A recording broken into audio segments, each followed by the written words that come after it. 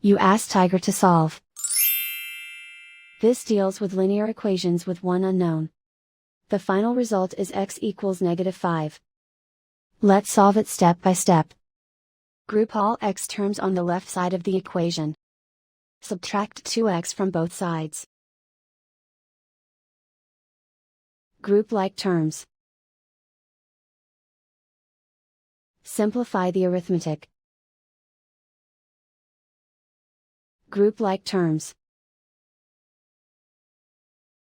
Simplify the arithmetic.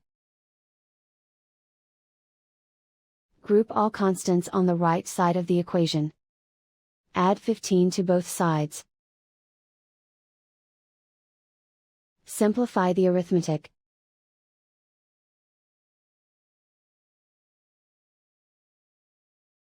And so the final result is x equals -5.